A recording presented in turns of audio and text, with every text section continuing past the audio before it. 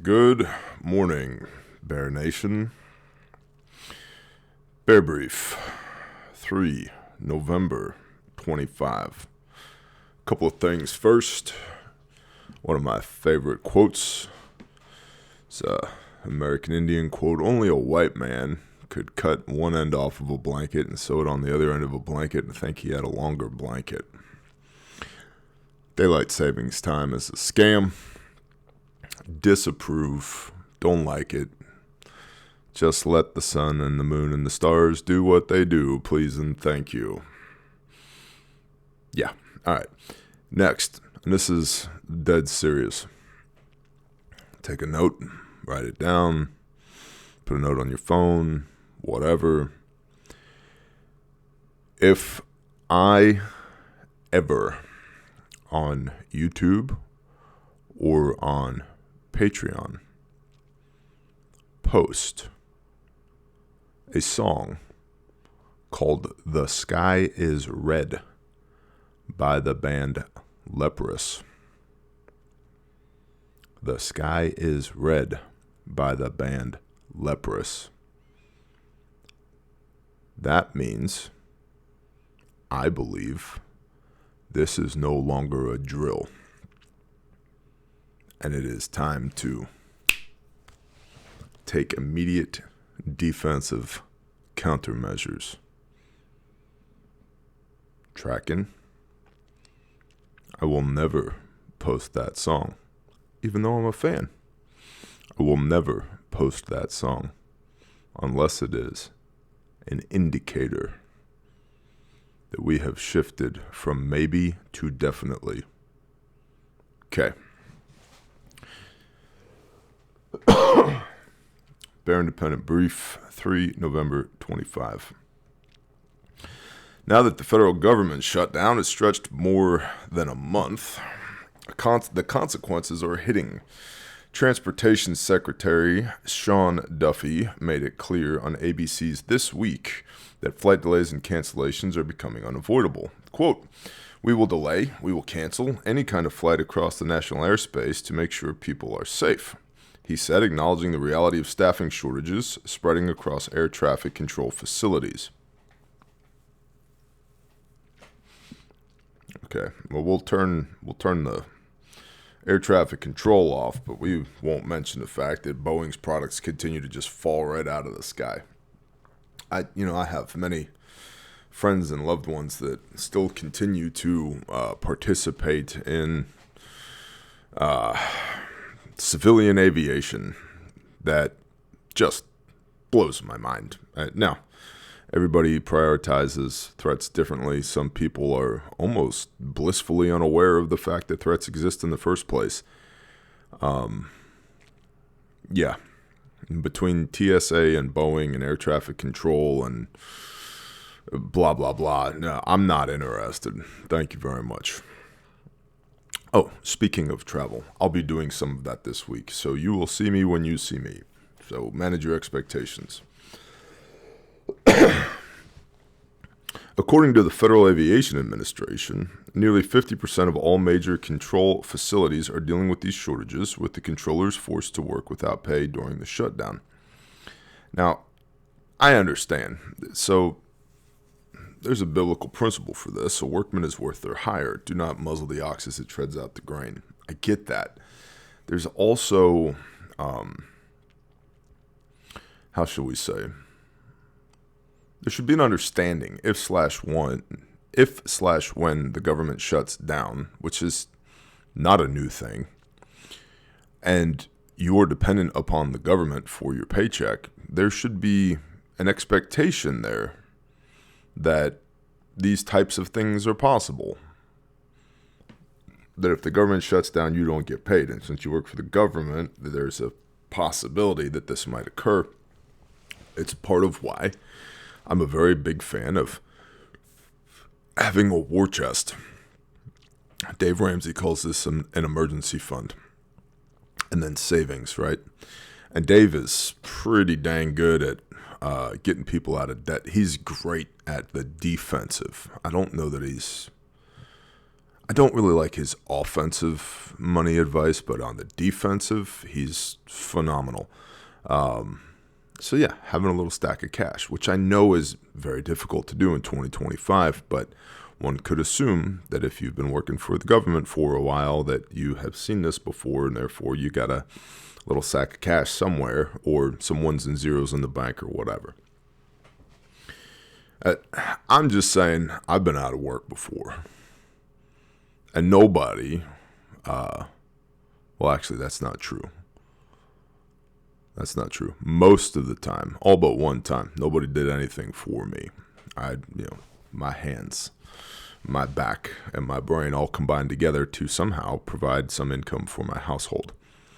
There was one time, a decade ago, my wife got really sick, like sick, like not just a cold or the flu, but bigger stuff going on. And our church family took care of us, and that was incredibly humbling. And I remember the pastor took me out to lunch, and I tried to pay for lunch even though I had like no money, and he refused to let me pay for lunch. And then he slipped a check into my shirt pocket, and I said, "I can't take this." And he said, "You can." I said, I can't do it. And he said, "You have to take this because the Spirit told me to give this to you. And if you don't take it, you are making me disobedient to the Spirit. And so I'm not going to allow you to not take it. And you need to work on becoming a gracious receiver." I was like, "Okay, thanks." I said, "I'll pay you back." They said, "No, you won't." I said, "It's a gift." I said, "But one day, you'll be in a position to help others. See that you do." Yeah. Hits me right in the feels. The situation is particularly bad in the New York area. The situation is always bad in the New York area. Don't matter what the situation is. The FAA reported that nearly 80% of air traffic controllers are absent in New York area facilities, resulting in average delays of more than 2 hours at LaGuardia Airport. Ew, LaGuardia. Controllers are stretched thin across the country, with facilities in Texas and elsewhere experiencing similar problems. Duffy warned that things could get worse. Quote, "If the government doesn't open in the next week or two, we'll look back at these were the good days, not the bad days." Around 13,000 controllers have been working without pay, and the FAA has stated the workforce is under immense stress and fatigue. Yet another reason to avoid airports. My personal conviction, you do you, boo. The rumor is that the shutdown is going to stretch at least 60 days. At least 60 days, which then brings us to, there's rumor that it'll go all the way to 1 January 26. And then during that time, once we go past 60 days, the executive branch, particularly Mr. Trump, can make changes to staffing in departments and agencies that are permanent without any recourse, or at least that's the line that they're pushing, they being the executive branch. And then also on 1 Jan 26, the work requirement of 20 hours per week kicks in for SNAP. And yeah, so I think I think my brother Okie Stormchaser called it the snappening. We might steal that term. Give credit where credit is due. It came from Okie. The snappening. I don't know if he heard it somewhere else or what, but we're taking it. Snappening. So we're early into the snappening right now, and it's likely not going to get better anytime soon. Local intel, several people just yesterday arrested for shoplifting at various stores with sundry items around our county, and then observed vans of, we'll just say, Non-domestic military-aged males with 10 to 12 individuals in each van at the Walmart. How interesting. Also, I know, brain, second sip of coffee this morning. Did I mention I hate daylight savings time? Sean Ryan had Michael Yon on, and I caught a bit of that. Just, if you got some spare time, you might. There's one clip about 20 minutes long talking about surviving famine. Wow, where have I heard all of these things before? Of course, the shutdown's impact extends well beyond airport delays. About 24 million Americans who buy health insurance through the Affordable Care Act marketplace are facing massive cost increases as tax credits expire at year's end. That's being done intentionally to make the ACA go away. Without these subsidies, because the ACA is subsidized, monthly insurance costs could jump by 114% on average. Now, we've been talking about this for a couple of years, but there's very little reporting on it. Insurance companies are going bankrupt, and the large insurance companies, top four, are gobbling up smaller agencies and smaller companies, which are going bankrupt in large part because of the devaluation of the U.S. dollar. And if it's a combined insurance agency where they do auto and home and health and et cetera, and you got a series of policies through one provider,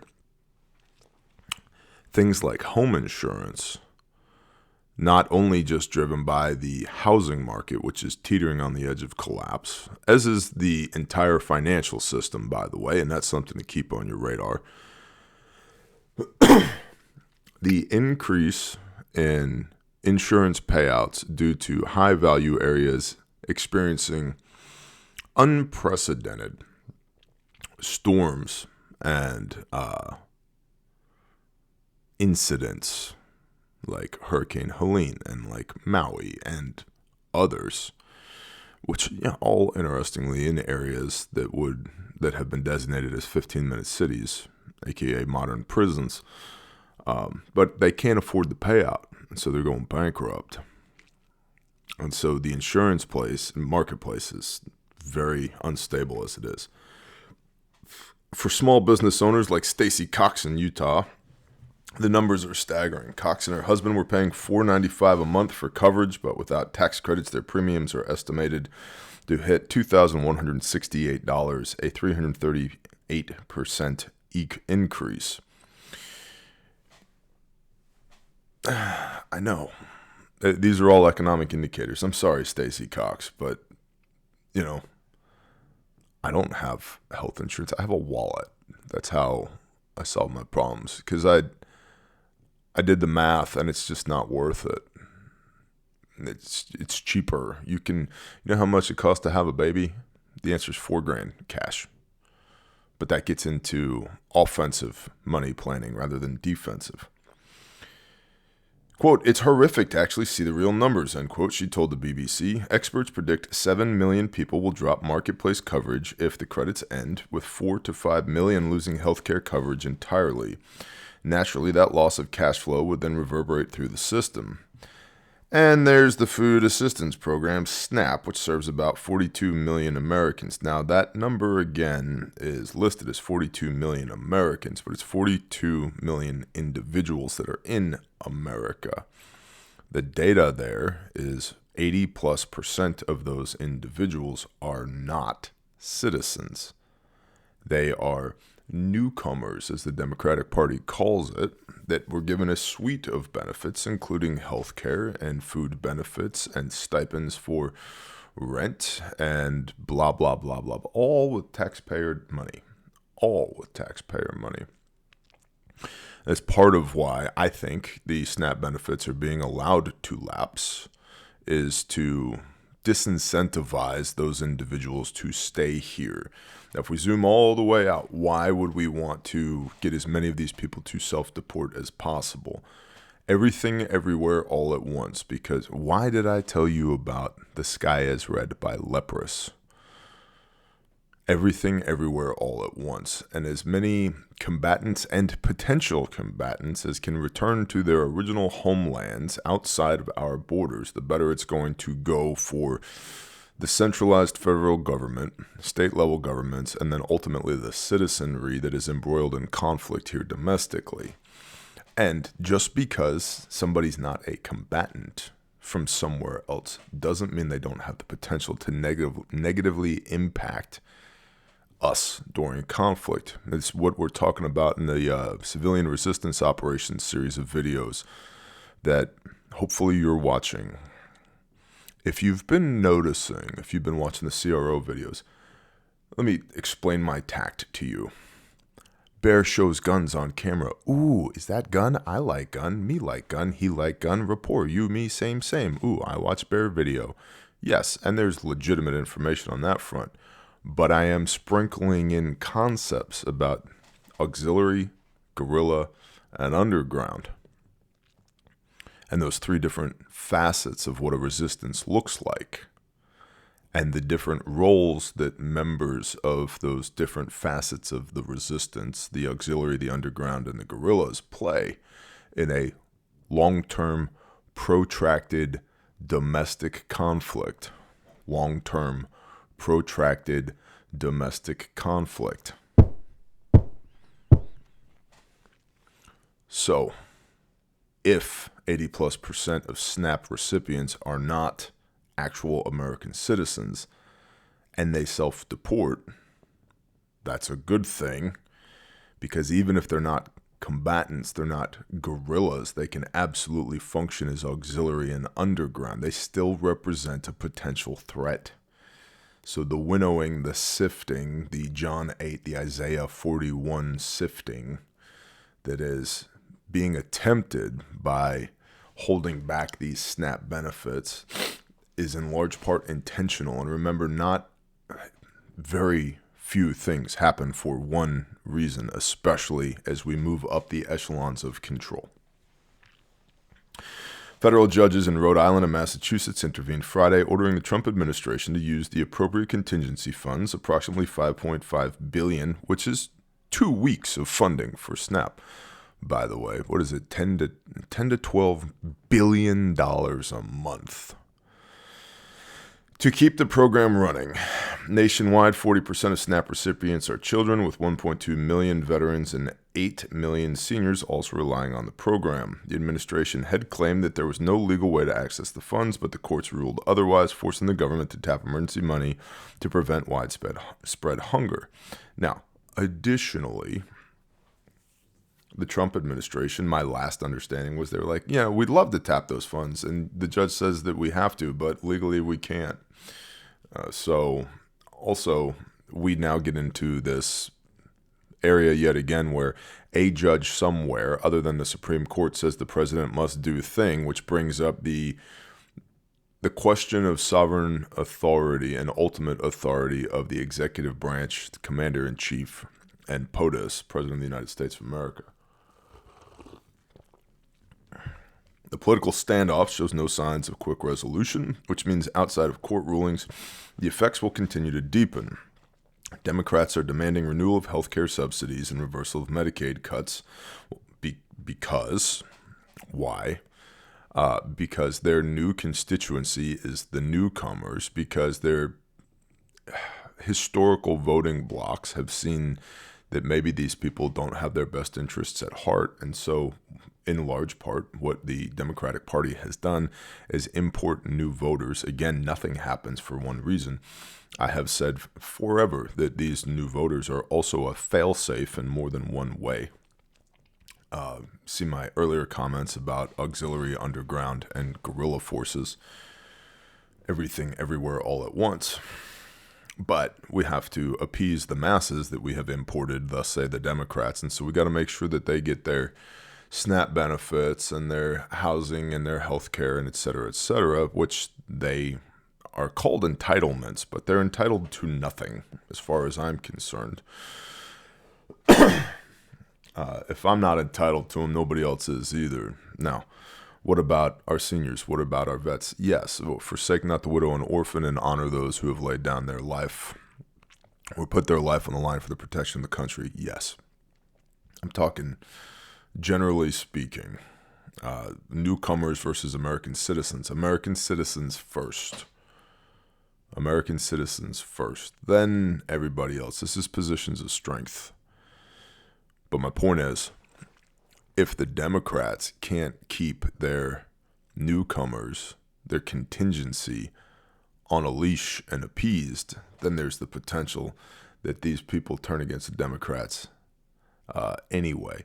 And I would say the plan has always been that they turn against the Democrats, because if we look at any communist revolution, largely what we're talking about here are the useful idiots, the ideologues that allow and encourage the words this morning.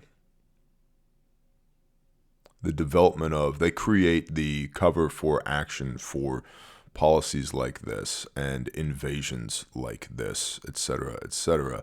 And then they typically are the first ones to get slaughtered.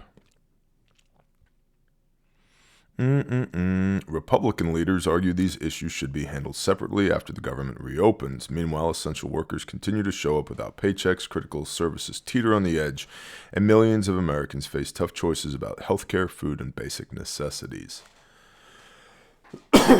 Now, if you have a couple of coins to rub together in your pocket, love your neighbor as yourself. Take care of the good people who can barely take care of themselves right now. That's our job. It's not the government's job. That's our job as sons and daughters of the Most High, as followers of Christ, to love our neighbor as ourselves. If they are not good people, what do I mean by not good people? I mean if they're harming other people, exploiting other people. A neighbor is not geographic, it's ideological. Okay, it certainly can be geographic, but it's ideological. Which ideology, Bear? Love God with everything that you've got and love your neighbor as yourself. Matthew 22:36 for me. Are they good people who are trying? Yes, I will do what I can to take care of them. Are they actively engaged in activities that pose a threat to me and the people that I love? I will not take care of them. Or said differently, I'll take care of them a different way. But the vast majority of people are good. And we should lean into that. The vast majority of people are good. Do what you can to take care of the good people. Everything Everywhere All at Once. The write-ups, the Sunday write-ups over the next 2 weeks on Patreon will be detailing in more detail. My gosh, I need coffee. We'll be going into more detail over the next 2 weeks on Patreon regarding the setting the conditions for multi-theater conflict.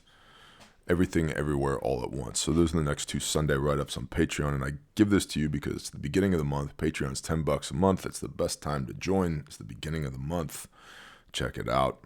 Go to beardependent.com where there's always a link in the description. Shout out to the patrons. You boys and girls are the economic engine of the Bear Nation. We literally could not do this thing without you, and we appreciate you deeply. Shout out to the Most High for allowing us all to wake up this morning, putting breath in our lungs and a conviction on our heart to do the things that serve the kingdom. And of course, refugemedical.com. If you have any pre-hospital trauma requirements, blowout kits, first aid kits, vehicle kits, workplace kits, belt kits, your cool guy line gear stuff, field hospitals, light surgical, transportation, whatever, anything medical, anything medical, you can contact us at refugemedical.com. Call the store, shoot us an email, or use the chat function, which is not AI. There's real people on the other end of the chat function. Shout out to Prep Medic. He reviewed the bare minimum last night. And there were a handful of people in the comments saying, well, this stuff's really expensive. Yeah, compared to what? Chinese bullshit? It is. You know why it's expensive? It's expensive comparably for two reasons. And I'll never apologize for it. One is we manufacture our kits in America. When I say manufacture, I mean the thread, the hook and loop, the fabric, the webbing, all of it. We make it in our sew shop here in Oklahoma. And we pay people a living wage while we do that. We pay above industry standard because I love these people. I care about them. The other reason is we unconditionally guarantee our products forever. Forever. I've had three warranty claims in 2025. And the product was replaced, no questions asked. So, and I told you recently, I quoted 800 kits for somebody in a place doing a thing, sandbox. And they had bought 800 kits from an air quote competitor 8 months ago. And in 8 months of being deployed, they shredded those 800 kits.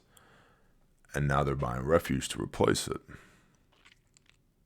You don't save money if you have to replace it. If you have to buy it twice, you didn't save anything. And if it doesn't work when you need it to work, we now have an unnecessary loss of life. And that's the conviction that keeps Refuge showing up to work and producing the best first aid kits on planet Earth. It has to work. It's like a parachute. You wouldn't go onto Temu and buy a parachute. You would understand this is garbage. This is trash. It's probably not going to work. But for some reason, the commoditization of life-saving equipment has been accepted. Oh, I can get it cheaper somewhere else. It's not real stuff. It's not going to work. I've showed you. It don't matter. Let me get off my soapbox here. I've showed you this stuff on camera. I've broken it with my bare hands in front of you easily. If I can break it new out of the package, just have it crumble into dust. Don't bet your life on that. In any event, if there's anything we can do to serve you, visit refugemedical.com. Also, train-to-trainer class is coming up November 9th, 10th, and 11th. A couple of seats left. If you want to participate in that, get it while you can. refugemedical.com. And your promo code for everything is Bear Nation. I'll see y'all when I see you. I got to go.